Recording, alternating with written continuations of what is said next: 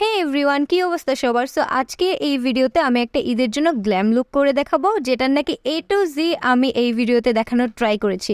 So ভিডিওটা অনেক বেশি বিগিনার ফ্রেন্ডলি হবে। তোমরা যারা বিগিনার আছো, ওই রকম কাটক্রিজ টাইপের আই লুক করতে পারো না, তাদের জন্য এই ভিডিওটা। তাহলে চলো আর না দেরি করে চলে যাই আমরা মেন ভিডিওতে।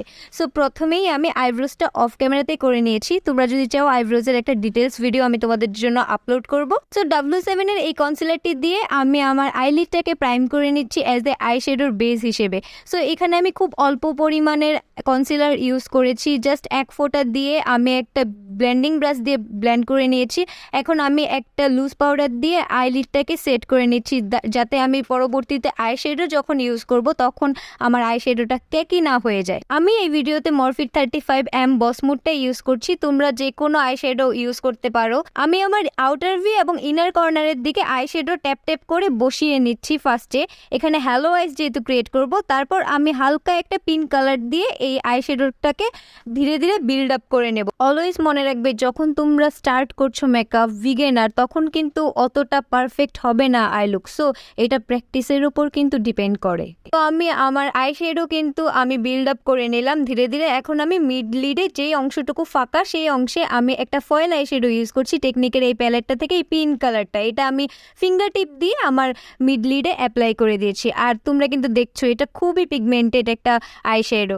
তারপর আমি আমার ইনার কর্নারটা আর আমার আউটার ভিটা একটু স্মাচ আউট করে দিচ্ছি, যাতে কোনো হার্শ লাইন না থাকে। আই লুক কিন্তু করা আমার শেষ। এখন আমি আমার বেস মেকআপ করতে চলে যাব। সো বেস মেকআপের জন্য আমি কালার কারেক্টিং করে নিচ্ছি বিউটি গ্লেসের এই ক্রিম কালার কারেক্টরটি দিয়ে। আমি আমার চোখের নিচে আন্ডার আই এরিয়াতে যে পিগমেন্টেশন ডার্ক সার্কেল আছে, কিংবা আমার ফেসের অন্যান্য জায়গায় যে স্পটগুলো আছে, সেগুলো আমি কালার কারেক্টিংয়ের মাধ্যমে কিন্তু ঢেকে দিব। সো কালার কারেক্টিং আমরা কেন ইউজ করি? কালার কারেক্টর ইউজ করা হয় যাতে আমাদের ফেসে ফাউন্ডেশন অ্যাপ্লাই করার পর, মেকআপটা কমপ্লিট করার পর আস্তে আস্তে আমাদের ফেসটা গ্রে না দেখা যায়, আমাদের ডার্ক স্পটগুলো না দেখা যায়। সো এখন আমি কালার কারেক্টিং এর পর ফাউন্ডেশন অ্যাপ্লাই করে নিচ্ছি। মেভিলিন সুপার স্টে ফাউন্ডেশনটি, আমার শেড নাম্বার হচ্ছে 310, 310। সো এই ফাউন্ডেশনটি কিন্তু গরমের জন্য একটা বেস্ট ফাউন্ডেশন, লং লাস্টিং একটা ফাউন্ডেশন এবং ফুল কভারেজ একটা ফাউন্ডেশন। সো ফাউন্ডেশনটি আমি আমার ফেসে দেওয়ার পর বিউটি ব্লেন্ডার দিয়ে ড্যাপ ড্যাপ করে কিন্তু ব্লেন্ড করে নিচ্ছি।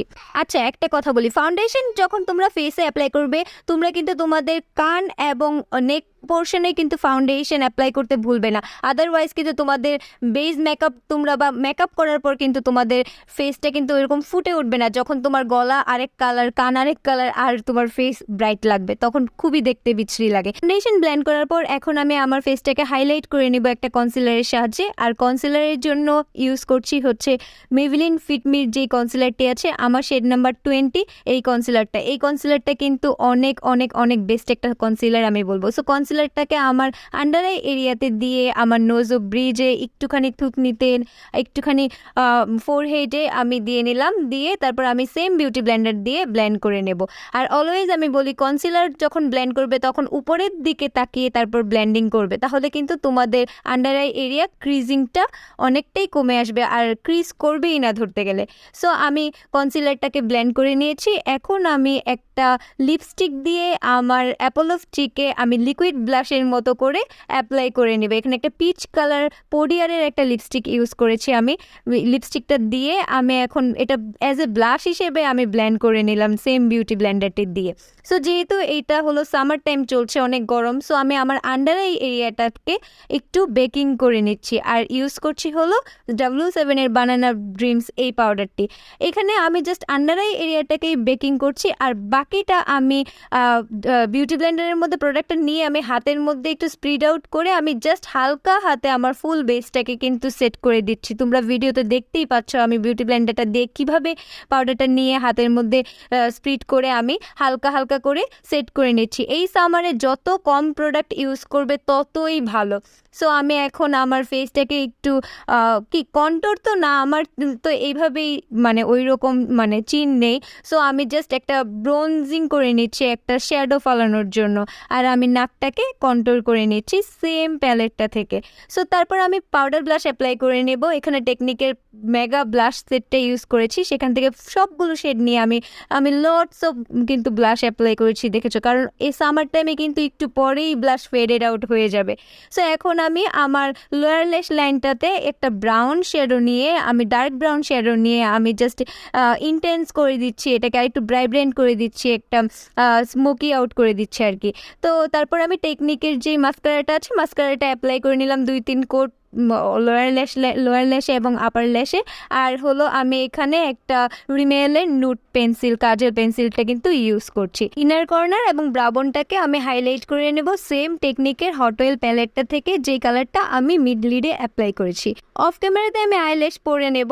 আর এখন আমি হাইলাইট করে নিচ্ছি অফরার এই প্যালেটটা থেকে, হাইলাইটার অ্যাপ্লাই করছি পিঙ্ক কালার যে হাইলাইটারটা আছে সেই হাইলাইটারটা। ফেসের যে হাইয়েস্ট পয়েন্টগুলো আছে সেখানে আমি হাইলাইটার অ্যাপ্লাই করে নিচ্ছি চিকে, নোজ অফ ব্রিজে, ফোরহেডে এবং একটু থুতনিতে। নাও আমি লিপস্টিক অ্যাপ্লাই করে নিচ্ছি। ফার্স্টে আমি লিপস্টিক অ্যাপ্লাই করেছিলাম হলো আই ম্যাজিকের 21 আর 4 শেডটা, বাট এটা আমার বেশি একটা তেমন ভালো লাগেনি। তারপর আমি চেঞ্জ করে ফেলেছিলাম লিপস্টিকটা চেঞ্জ করে তারপর আমি একটু ডার্ক একটা ব্রাউন কালার অ্যাপ্লাই করেছিলাম ওয়েট অ্যান্ড ওয়াইল্ডের। আর এটা হলো ঈদের আমার গ্ল্যাম লুক। খুব ইজি ওয়েতে যে কোনো, তোমরা যদি বিগিনার হয়ে থাকো এই লুকটা কিন্তু ক্রিয়েট করতে পারবে। সো আজকে এখানেই বিদায় নিচ্ছি। I will see you soon with a brand new one. Tata.